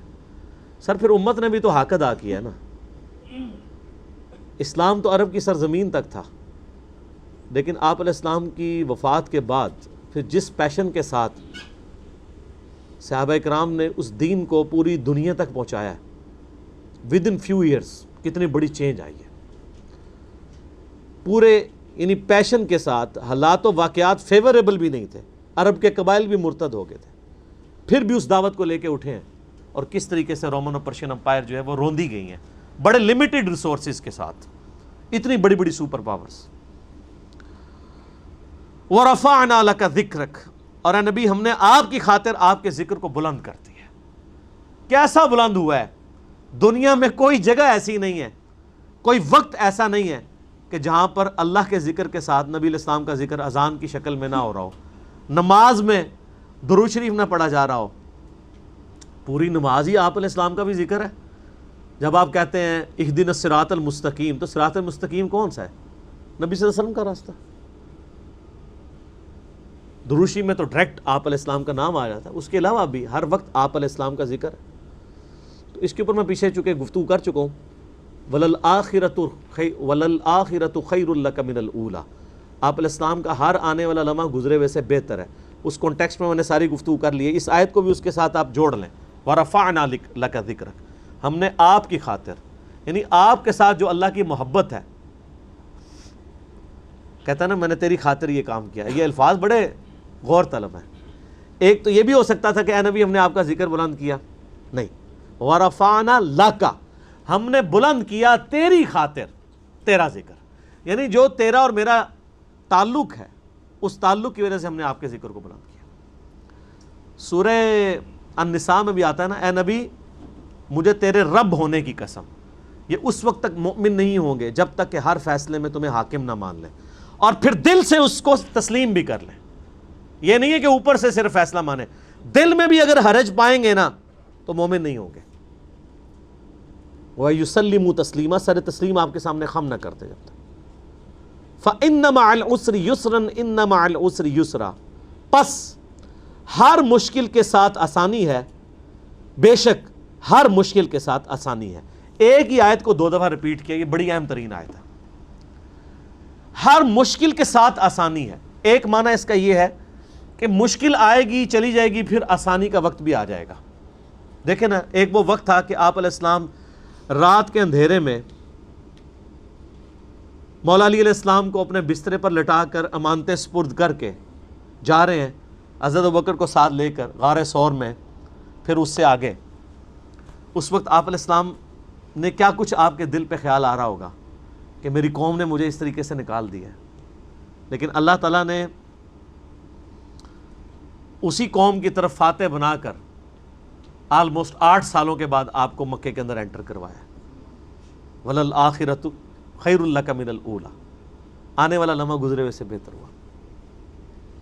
یہ سورہ یوسف میں اللہ تعالیٰ نے اسی کی طرف ہی تو اشارہ کیا تھا کہ یوسف علیہ السلام کے بھائیوں نے بھی بڑا برا سلوک کیا تھا, لیکن ایک وقت آیا کہ بھائی سارے سامنے تھے اور وہ یوسف علیہ السلام اتنی بڑی پوسٹ پہ تھے, بدلہ لے سکتے تھے, لیکن کہا لا تثریب علیکم اليوم, آج تم پہ کوئی گرفت نہیں. اور فتح مکہ کے موقع پر نبی علیہ السلام نے بھی سب کو معاف کر کے وہی آیت تلاوت کی جو حضرت یوسف علیہ السلام نے کی تھی, لا تثریب علیکم اليوم, آج تم پہ کوئی گرفت نہیں ہے. حتیٰ کہ ہند کو بھی معاف کر دیا, معافی قبول کر لی. یہ آپ علیہ السلام کی شفقت تھی. جانی آپ کے جو دشمن تھے, یہ دنیا میں کبھی کسی نے یہ وقت نہیں دیکھا کہ ایک شخص اتنا بڑا فاتح بن کے واپس آیا ہو جس کے ساتھ اس کی قوم نے اتنا برا سلوک کیا ہو اور موقع ملے اور وہ سب کو معاف کرتا ہے. یہ ایک نبی کا ہی جگرا ہو سکتا ہے. ٹھیک ہے, تو اللہ نے فرمایا ہر مشکل کے بعد آسانی آ جائے گی. یعنی نبی علیہ السلام کو یہ دین کی تبلیغ میں مشکل وقت آ رہا ہے, لیکن اس کے بعد عنقریب آسانی. پھر آسانی دیکھیں نا, فتح مکہ کے بعد پھر آیات نازل نہیں ہوئی ہے, اذا جاء نصر اللہ والفتح ورأیت الناس یدخلون فی دین اللہ افواجا. ایسی فتح دی ہے کہ لوگ گروہ در گروہ آپ کے دین میں داخل ہو رہے ہیں. فسبح بحمد ربک واستغفر, اب آپ اپنے رب کی حمد بیان کیجئے, استغفار کیجئے, بے شک وہ بخشنے والا مہربان ہے. یعنی اب آپ یکسو ہو جائیں اللہ کی طرف, اب معاملات آسانی کی طرف جائیں گے. ایک معنی تو یہ ہے, اور ایک معنی اس کا بڑا زبردست ہے جو مولانا وحید الدین خان صاحب نے کیا ہے. وہ کہتے ہیں کہ یہ جو ان مع العسر یسرا ان مع العسر یسرا, یہ جو 2 دفعہ ریپیٹ ہوئی ہے بات, اس کا معنی یہ بھی ہے کہ ہر مشکل کے ساتھ آسانی بھی جڑی ہوئی ہے. ہم تو یہ ترجمہ کرتے ہیں نا کہ مشکل کے ساتھ آسانی اس طرح جڑی ہے کہ مشکل آئے گی, پھر مشکل ٹل جائے گی, پھر آسانی کا وقت آ جائے گا. یعنی مشکل اور آسانی جڑے ہوئے ہیں. وہ کہتے ہیں نہیں, مشکل کے اندر ہی آسانی جڑی ہوئی ہوتی ہے, کہ مشکل جب آپ گزار رہے ہوتے ہیں نا اس کے ساتھ آپ کے لیے آسانی بھی چل رہی ہوتی ہے. مشکلیں پڑی اتنی کہ آسان ہو گئی. اللہ تعالیٰ صبر دیتا ہے. اس مشکل کے ساتھ اللہ تعالیٰ اس طرح آپ کا ایکسپیرینس کرواتا ہے کہ مشکل آپ جھیل رہے ہوتے ہیں لیکن آسانی بھی ساتھ فیل کر رہے ہوتے ہیں. جس طرح کہ غزوہ بدر کے موقع پر ہوا, اللہ تعالیٰ نے مسلمانوں پہ اونگ طاری کر دی. مشکل وقت تھا, ریسورسز کم تھے, خطرہ تھا. خطرے میں کہاں نیند آتی ہے؟ حتیٰ کہ بخاری مسلم میں آتا ہے صحابہ کرام کہتے ہیں ہماری ہاتھوں سے تلواریں بھی چھوٹ جاتی تھی, ایسی نیند کا غلبہ. نیند آ جائے تو یہ تو اللہ کی طرف سے ایک امن کی نشانی ہوتی ہے نا, تھکاوٹ اتر جاتی ہے. پھر غزوہ احد کے موقع پر کیسی آئی؟ قرآن میں اللہ تعالیٰ فرماتا ہے کہ ہم نے تمہیں غم پر غم دیا. نبی علیہ السلام کی وفات کی خبر مشہور ہوگی, افواہ. تو جو لوگ زخمی بھی تھے ان کو اپنی تکلیف بھول گئی حضور علیہ السلام کے غم کی وجہ سے. تو مشکلیں پڑی اتنی کہ آسان ہو گئی. مشکل کے دوران بھی اگر آپ اللہ کی طرف توجہ رکھیں، ان اللہ مع الصابرین، اللہ صبر کرنے والوں کے ساتھ ہے، تو اس کے اندر بھی آسانی چھپی ہوئی ہوتی ہے. اور مسلمان کی مشکل میں آسانی یہی ہے کہ آپ کا اللہ کے اوپر یقین ہو کہ یہ تکلیف اللہ کی طرف سے آئی ہے، اللہ ہی کی طرف لوٹ جائے گی. تو ہم یہی تو کہتے ہیں انا للہ و انا الیہ راجعون. صحیح مسلم میں حدیث ہے، ام سلمہ کہتی ہیں کہ میں نے نبی علیہ السلام سے یہ حدیث سنی تھی کہ جو شخص مشکل اور پریشانی میں یہ دعا پڑھ لے، انا للہ و انا الیہ راجعون، بے شک ہم بھی اللہ کی طرف سے ہیں، ہم نے بھی اللہ کی طرف چلے جانا ہے، یہ تکلیف بھی اللہ کی طرف سے ہے، یہ اللہ کی طرف چلے گی.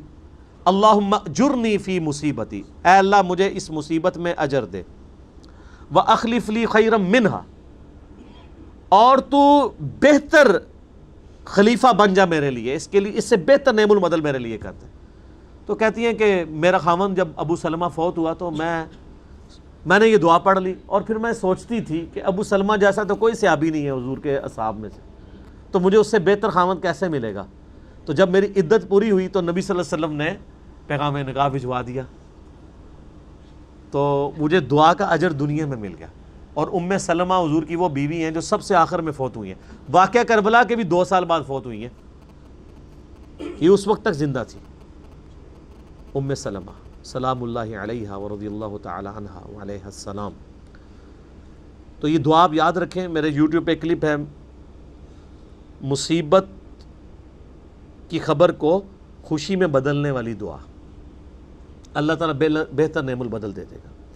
پھر سورہ حدید کی جو آیت نمبر 21 اور 22 ہے، اس میں اللہ تعالیٰ فرماتا ہے کہ تمہاری جان میں کوئی مصیبت نازل ہوتی ہے یا زمین میں، چاہے وہ سیلاب کی شکل میں ہو، طاعون کے مرض کی شکل میں ہو، کوئی وبا کی شکل میں ہو، زلزلے کی شکل میں، یہ ساری تکلیف تمہاری جانوں پہ جو آتی ہیں یا اوورال انسانیت کے اوپر، یہ ہم نے تکلیفیں آنے سے پہلے ہی لوح محفوظ میں لکھ لی ہیں، تاکہ جو تکلیف تمہیں پہنچے تم اس پہ غم نہ کھاؤ، اور جو تمہیں نعمت ملے اس کے اوپر شیخی نہ بگاڑو. تکلیف کا آنا اور اللہ کی طرف سے خوشی کا آنا یہ ڈیسٹنی میں مقرر ہے، تقدیر میں لکھا ہوا ہے. تو جب تقدیر میں لکھا ہوا ہے اور یہ آنا ہے، وَلَنَبْلُوَنَّكُمْ بِشَيْءٍ مِّنَ الْخَوْفِ وَالْجُوعِ وَنَقْصٍ مِّنَ الْأَمْوَالِ وَالْأَنفُسِ وَالثَّمَرَاتِ، ہم تمہیں ضرور آزمائیں گے تھوڑے سے خوف سے، بھوک سے، جان اور مال میں نقص سے. پھر دیکھیں گے اہل ایمان کون ہیں جو کہتے ہیں کہ انا للہ و انا الیہ راجعون.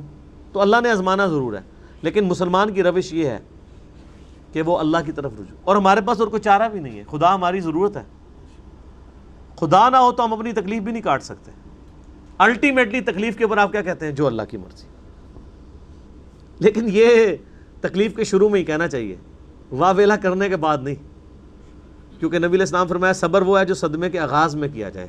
صحیح بخاری میں حدیث ہے، آپ علیہ السلام ایک قبر کے پاس سے گزرے اور آپ نے دیکھا کہ اس قبر پہ بیٹھی ہوئی ایک عورت رو رہی ہے، اور ذرا وہ بلند آواز سے چیخو پکار کر رہی تھی. تو آپ علیہ السلام نے فرمایا صبر کر. تو اس نے دیکھا نہیں ہے کہ آپ صلی اللہ علیہ وسلم تھے، پیچھے آپ کھڑے تھے. تو اس نے آگے سے کہا کہ بھئی اگر تم پہ تکلیف آئی ہوتی تو پھر میں دیکھتی. ظاہر ہے ایک نیچرل جواب تو یہی بنتا تھا. تو آپ علیہ السلام نے کوئی جواب نہیں دیا، آپ علیہ السلام وہاں سے چلے گئے. تو بعد میں صحابہ نے بتایا کہ وہ تو اللہ کے نبی تھے. تو عورت کو تو اب وہ اس مردے کی بجائے اپنے ایمان کی ٹینشن پڑ گئی. وہ حضور کے پاس آئی، یا رسول اللہ مجھے تو پتہ ہی نہیں تھا. تو اچھا آپ نے اگر کہا تو میں اب صبر کر لیتی ہوں. تو آپ علیہ السلام فرمایا صبر تو صدمے کے آغاز میں ہوتا ہے. پورا غصہ اتارنے کے بعد، واہ ویلا کرنے کے بعد کہنا میں صبر کر لیتی ہوں، تو یہ صبر تو نہیں ہوتا. اور یہاں پہ بھی لوگ یہی کرتے ہیں، چیخو پکار کرتے ہیں اور اس کے بعد کہتے ہیں ہم صبر کر لیتے ہیں. اور پھر بسا اوقات جوان میت کے اوپر اس طرح کے الفاظ استعمال کیے جاتے ہیں کہ وہ میت کیا گئی، ایمان بھی اس گھر سے رخصت ہو جاتا ہے. یعنی کئی عورتیں وہ کہتی ہیں کہ میرا ہی منڈا لبیا سی اللہ تنوں مارنے واسطے، میرا ہی بیٹا ملا تھا کہ اس کو تو موت دیتا. اب یہ کلمات کفر ہیں. اس کے بعد بیٹا کیا گیا، ایمان بھی گیا ساتھ. تو اسی لیے اسلام میں نوحہ کرنے سے منع کیا گیا. ایک تو نوحہ وہ ہے نا کہ آپ کسی کے لیے کوئی تعریفی کلمات کہہ لیں مرنے کے بعد، وہ تو آپ کہہ سکتے ہیں، وہ ایک معاملہ علیحدہ ہے۔ ایک یہ کہ چیخو پکار کر کے آپ جو ہے وہ ایک جاہلیت والے ایٹیچیوڈ کے ساتھ نوحہ کرتے ہیں، تو وہ نوحہ تو اسلام میں جائز نہیں ہے۔ بخاری مسلم میں کتنی احادیث ہیں کہ آپ علیہ السلام نے اسے زمانہ جاہلیت کی طرف منسوب کیا، اور خصوصاً عورتوں کے لیے فرمایا کہ وہ ایسی عورت اگر بغیر توبہ کے مرے گی تو اسے قیامت والے دن گندک کی قمیض پہنائی جائے گی، وَلِعَاذُ بِاللَّهِ تعالی۔ اور مسلم شریف میں ایک حدیث ہے کہ میری امت کبھی جاہلیت کے 4 کام نہیں چھوڑے گی۔ نمبر 1 حسب و نسب پہ فخر کرنا، نمبر 2 دوسروں کے نسب کے اوپر تان کرنا، نمبر 3 ستاروں کے ذریعے بارش اور یہ باقی معاملات کو لے کے چلنا، اور نمبر 4 نوحہ کرنا مصیبت و پریشانی کے وقت۔ تو ہر مشکل کے ساتھ آسانی جڑی ہوئی ہے۔ فَإِذَا فَرَغْتَ فَانْصَبْ، تو اے نبی علیہ السلام جب آپ فرائض نبوت سے فارغ ہو جائیں گے تو پھر آپ اس وقت اللہ کی ریاضت میں مشغول ہو جائیے گا۔ وَإِلَىٰ رَبِّكَ فَارْغَب، اور اپنے رب کی طرف راغب ہو جائیے گا۔ اصل میں اس میں اشارہ یہ ہے کہ آپ علیہ السلام، آپ کو پتہ ہے آپ پوری رات کھڑے ہو کے قرآن پڑھتے تھے، پھر اللہ فرمایا یا ایھا المزمل قم اللیل الا قلیلا، کم کھڑے ہوا کریں، اور کم بھی یہ نہ سمجھے گا بالکل کم، نصفہ او انقص، یا آدھی رات یا اس سے کچھ زیادہ، پوری رات نہ آپ کھڑے ہو کر نوافل میں قرآن پڑھیں، آپ کے پاؤں مبارک سوج جاتے تھے۔ بخاری مسلم میں آتا ہے، اما عائشہ نے کہا یا رسول اللہ آپ تو بخشے بخشائے ہیں، تو آپ فرمایا کیا میں اپنے رب کا شکر گزار بندہ نہ بنوں؟ تو لیکن جب آپ نے دعوت و تبلیغ کا کام شروع کیا تو یہ ساری چیزیں چھوٹ گئیں۔ یہ نیچرل ہے، پہلے تو آپ دن کے وقت آرام کر سکتے تھے، رات کو قیام کرتے تھے، اب دن کے وقت دعوت و تبلیغ کا کام کرنا، دعوت و تبلیغ اور گوشہ نشینی یہ بالکل اپوزٹ ہے۔ گوشہ نشینی انٹروورٹ جو زندگی ہے، اور دعوت و تبلیغ ایکسٹروورٹ ہے۔ انٹروورٹ اللہ کے ساتھ جو تعلق ہے اس میں اللہ اور بندے کا تعلق ہے، اور یہاں مخلوق کے پاس آپ کو جانا پڑتا ہے اللہ کی دعوت کے لیے۔ تو نبی علیہ السلام کے دل میں یہ چیز آتی تھی کہ کتنا، یعنی وہ وقت میرے لیے کتنا اچھا تھا کہ میں رات کے وقت اپنے رب کے ساتھ تعلق قائم رکھتا تھا۔ اب نہ صرف وہ تعلق میں کمی آئی ہے دن کی مصروفیات کی وجہ سے، بلکہ یہ بھی ہو گیا کہ اب مجھے مخلوق کی طرف جانا پڑتا ہے، پہلے میں اللہ کے ساتھ 2 لگا کے بیٹھا ہوتا تھا۔ تو اللہ تعالیٰ نے اس معاملے میں تسلی دی ہے کہ یہ جو آپ مخلوق کی طرف ہی جا رہے ہیں اللہ کے لیے ہی جا رہے ہیں، رہا آپ کی یہ خواہش یہ بھی اللہ پوری کر دے گا۔ جب یہ دین کا کام سٹریم لائن ہو جائے گا پھر آپ عبادت کیجئے گا۔ اور یہ بات حقیقت ہے کہ رات کو نوافل پڑھنے سے، اللہ کے ساتھ 2 لگانے سے یہ کام تو بہت اوپر ہے، لوگوں کو ہدایت دینا۔ بخاری مسلم میں حدیث ہے، غزوہ خیبر کے موقع پر جب نبی علیہ السلام نے مولا علی کو بھیجا تو اس میں آپ نے پہلا جملہ یہ بولا تھا، علی پہلے ان کو دعوت دینا، اگر تمہاری وجہ سے کوئی ایک شخص بھی ہدایت پہ آ گیا تمہارے لیے سرخ اونٹوں سے بہتر ہوگا۔ آپ کی وجہ سے ایک شخص ہدایت پہ آ جاتا ہے نا، آپ پوری زندگی بھی روزانہ 1000 نفل پڑھتے رہیں، وہ اس کے برابر نہیں ہو سکتی چیز۔ جو ایک بندے کو، آپ ایک بندے کو نہیں، اس کی پوری نسل کو دوزخ سے بچا کے جنت تک لے جاتے ہیں۔ اللہ کو تو اس بات کی خوشی ہے، اور یہ کام پیغمبروں والا ہے، تو اس کے لیے ایکسٹروورٹ ہونا پڑتا ہے۔ اور یہ حقیقت بات ہے، یہ پیرلل میں دونوں چیزیں چلنا مشکل ہو جاتی ہیں،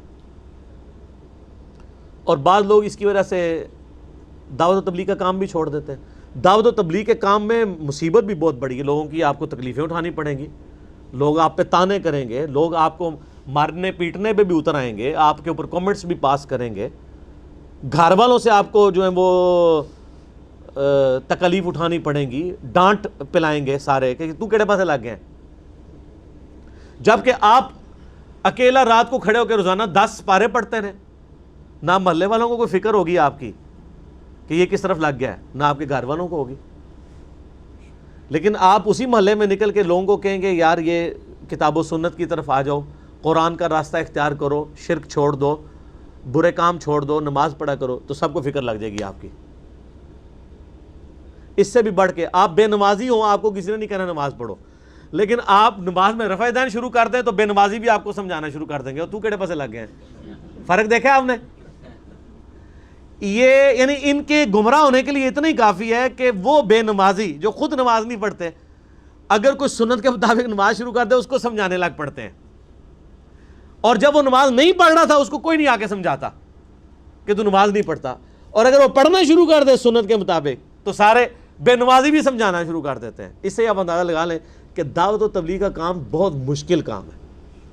یہ تو آپ کو آگے جا کے پھر سمجھ آئے گی نا، جب سورۃ العصر شروع ہوگی تو اللہ تعالیٰ نے اس کو آبلیگیٹری رکھا ہے، یہ خالی ڈنگ ٹپاؤ کام نہیں ہے، یہ جنت میں جانے کے لیے 4 بنیادی شرائط ہیں، الا الذین آمنوا وعملوا الصالحات، یہ تو سارے پوری کر رہے ہیں۔ اصل شرائط اگلی 2 ہیں، وتواصوا بالحق، حق بات کی تلقین کرنی ہے، وتواصوا بالصبر، پھر پھینٹی لگے گی صبر کرنا ہے۔ یہ پھر آپ کو پھر حسینی بننا پڑے گا اس کے لیے۔ آپ دیکھ لیں پوری دنیا سے لوگ حج کرنے آ رہے ہیں، اور حسین علیہ السلام حج کے دنوں میں حج چھوڑ کے کوفے جا رہے ہیں، کیوں؟ ان کو پتا تھا یار یہ حج تو بڑے آسان ہے، جو کام میں کرنے کے لیے جا رہا ہوں وہ کام امت لیول کا کام ہے، وہ اس حج سے بڑھ کر ہے۔ تو وہ بظاہر لوگوں کو حج اور عبادتیں بڑی نظر آ رہی ہوں گی، اور حج کے دنوں میں وہاں سے چھوڑ کے جانا یہ معیوب لگ رہا ہوگا، لیکن جن کو دین کی یعنی اصل روح کا پتہ ہوتا ہے، ان کو پتہ ہوتا ہے کہ دعوت و تبلیغ کا کام، اعلان حق کرنا، جابر حکمران کے سامنے کلمات حق بلند کرنا، یہ سید الشہداء، اسی لیے تو ہم کہتے ہیں، مسند الحاکم کی حدیث ہے سید الشہداء حمزہ ابن عبد المطلب ہے، اور وہ شخص بھی سید الشہداء ہے جو جابر حکمران کے سامنے کلمہ حق بلند کرے اور اسے قتل کر دیا جائے۔ اسی حدیث کے تحت ہم حضرت حسین ابن علی کو سید الشہداء کہتے ہیں، اور صرف حسین ابن علی نہیں، قیامت تک سید الشہداء چلیں گے۔ جن جن لوگوں نے اپنے اپنے زمانے میں کلمہ حق بلند کیا اور ان کو قتل کیا گیا وہ سب سید الشہداء ہیں۔ امام حنیفہ رحمہ اللہ سید الشہداء ہیں، قاضی القضاء کا عہدہ قبول نہ کرنے کی وجہ سے، حکمرانوں کے خلاف بغاوت کرنے پر سیدنا نفس زکیہ علیہ السلام کو فتویٰ دینے پہ، کربلا کے بعد ایک اور کربلا بھی ہوئی ہے، اس میں حضرت نفس زکیہ تھے، حضرت حسن ابن علی کی اولاد میں سے، ان کے حق میں امام حنیفہ نے فتویٰ دیا تھا، اس کی پاداش میں امام حنیفہ کو بھی جیل کاٹنی پڑی اور زہر کا پیالہ پینا پڑا۔ سید الشہداء ہیں۔ امام نسائی رحمۃ اللہ علیہ ناسبیوں کے خلاف انہوں نے خصائص علی کتاب لکھی، مولا علی کے فضائل پہ 194 احادیث، شہید کر دیا گیا۔ سید الشہداء ہیں۔ سید الشہداء قیامت تک رہیں گے، حتیٰ کہ صحیح مسلم میں حدیث ہے جو دجال کے خلاف وہ مؤمن کھڑا ہوگا جسے 2 ٹکڑے جس کے دجال کرے گا، وہ اپنی اس وقت زمانے کا سب سے بہترین شہید ہوگا۔ 2 ٹکڑے کروا کے بھی دجال جب اسے زندہ کرے گا، کہے گا اب میرے پہ ایمان لا، میں تیرا خدا ہوں، وہ کہے گا نہیں تو دجال ہے، میرے نبی کی حدیث مجھے پہنچی ہے، تو دجال ہے۔ تو جو قرآن و حدیث کو ماننے اور شعبتوں سے متاثر نہ ہو، جسے آپ کرامتیں کہتے ہیں، وہ ہوتا ہے سید الشہداء، اور جڑی گل ویکھے اتھے ہی ڈگ پوے تو وہ سید الجہلاء ہوتا ہے وہ۔ ٹھیک ہو گیا؟ اللہ تعالیٰ سے دعا ہے کہ جو حق بات میں نے کہی اللہ تعالیٰ ہمارے دلوں میں راسخ فرمائے، اگر جذبات میں میرے منہ سے کوئی غلط بات نکل گئی اللہ تعالیٰ ہمارے دلوں سے معاف کر دے، ہمیں کتاب و سنت کی تعلیمات پر عمل کر کے دوسرے بھائیوں تک پہنچانے کی توفیق عطا فرمائے۔ اللہم صلی علی محمد وعلی آل محمد کما صلیت علی ابراہیم وعلی آل ابراہیم انک حمید مجید۔ اللہم بارک علی محمد وعلی آل محمد کما بارکت علی ابراہیم وعلی آل ابراہیم انک حمید مجید۔ اللہ تعالیٰ ہمیں کتاب و سنت کی دعوت پوری دنیا میں پہنچانے کی توفیق عطا فرمائے، موت سے پہلے قبر و آخرت کی تیاری کرنے کی توفیق عطا فرمائے۔ سبحانک اللہم و بحمدک، اشہد ان لا الہ الا انت، استغفرک و اتوب الیک، وما علینا الا البلاغ المبین۔ جزاکم اللہ خیرا۔